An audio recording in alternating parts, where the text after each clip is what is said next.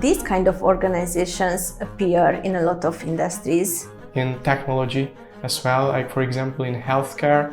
So they have a social mission which is embedded in an organizational framework. And also have some individualistic characteristics. Yes, you are right.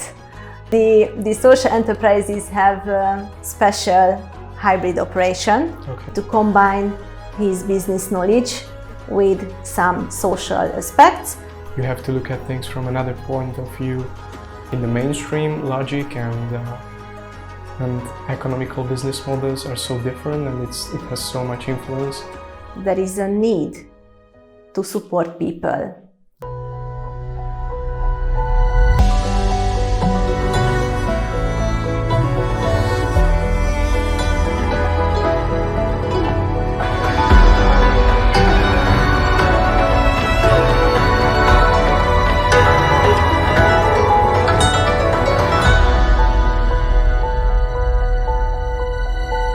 So, hello Aaron. Hi Noemi. Okay, today we are going to talk about the concept of what is a social enterprise. Actually, these organizations are alternative organizations which would like to solve different kinds of problems in the society. What do you know? What kind of challenges have to face these kind of organizations?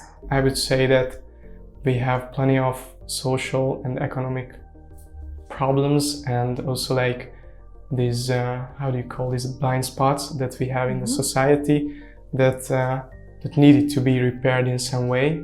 We have major problems with workforce, and we have also problems with the companies that provide negative externalities and like pollute the environment. We don't really have that much focus on it right now, and I think there are like different organizations who are focusing on these, and maybe these are non-profit organizations or social enterprises, I would say. Exactly. These kind of organizations appear in a lot of industries. You mentioned a lot of activity field of them. I just mentioned, like, for example, environment, and also like workforce causes, but also like, for example, as we've talked before the video a little bit, in technology as well, like for example in healthcare. Maybe there are also social enterprises who are having different methods, but yeah, the spectrum is wide. They have power in healthcare, in culture.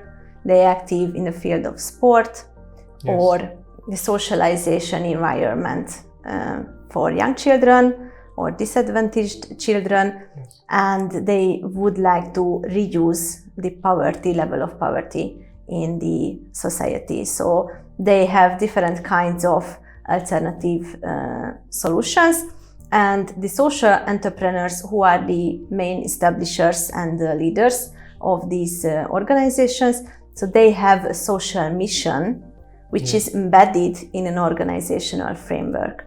And this is the point when we can talk about what kind of organizations are the social enterprises.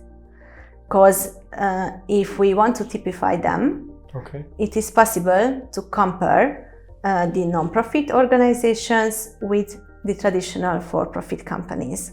Organizational structure or formulation has both characteristics of these two segments, like also something from the for-profit, I think, and also something from the non-profit form, and also have some individualistic characteristics. Yes, you are right. The social enterprises have a special hybrid operation, which means they combine some non-profit elements with some for-profit elements also. And these organizations operate with specific business models, strategy, financial aspects or financial plan, marketing. In the case when we would like to compare the different kinds of organizational form, one of the main aspect is the purpose of the organization.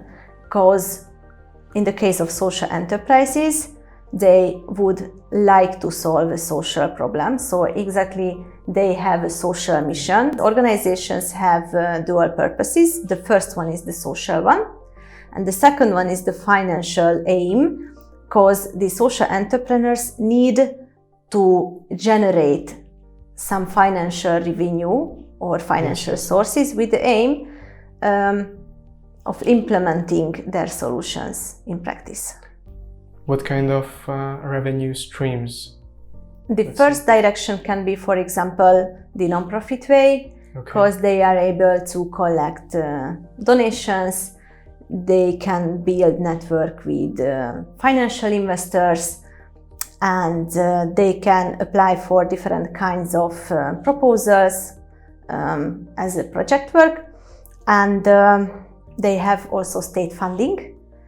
On the other hand, from the for-profit side, it is very nice if these entrepreneurs are able to create own service and product, and they sell it, and after that they are able to realize an own revenue, a business revenue, which is based on their independent activities. Yeah, so it's much more complex than just, let's say, a for-profit one. And what kind of differences can we make between, like, also in the cost structure that it may have in the contrast of for-profit organizations? The most important thing, if we start to talk about the financial plan, is to be able to differentiate the different kinds of revenues, like we discussed, the non-profit and the for-profit. And also they have to differentiate the costs also. We know the different types of costs and revenue streams from the for-profit enterprises and business management studies. They have to clarify these kind of types also, but they have to combine it with the revenue channels also.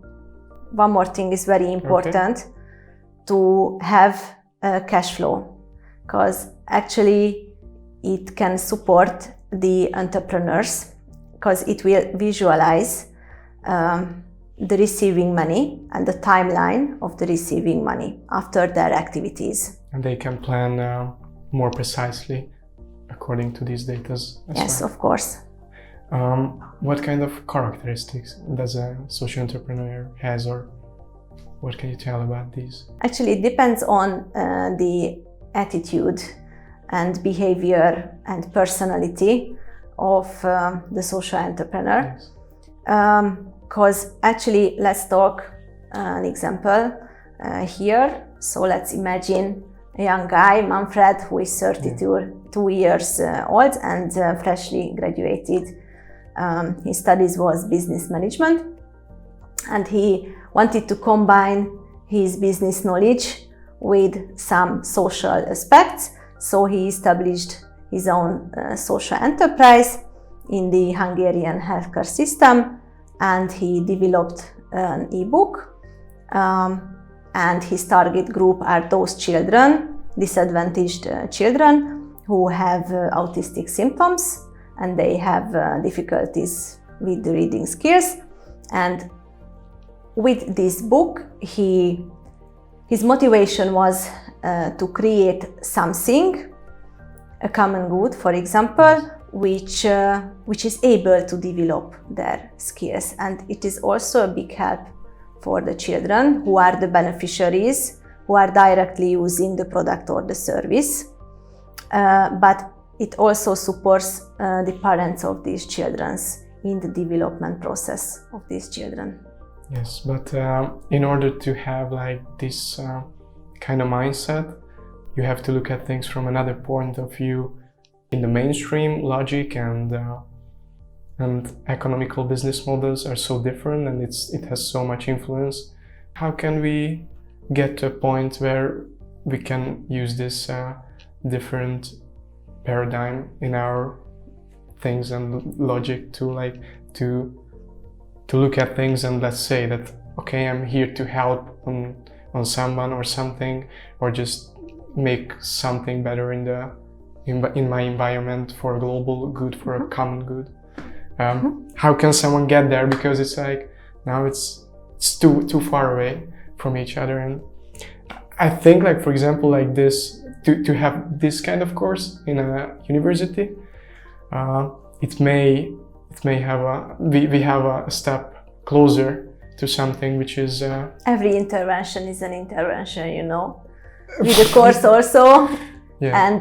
And with any kind of activities, because if we would like to combine our attitude, which is connected, to create something good for someone or for a group of the society, and if we combine this kind of mission with, for example, business studies, our knowledge, the recognition is the first and the most important thing, how to be a social entrepreneur. And other important aspects are our skills and the motivator factors. The motivator factors also can be very different. A behavioral change can motivate social entrepreneurs during their work. Or, for example, a tragic situation in their life. So, and these kind of people know and recognize there is a need to support people such a situation. So they either have some kind of experience involved in this, or just they observe something in a society and they see inequalities or something. Yeah. So thank you for your time. Thank you so much, Naomi.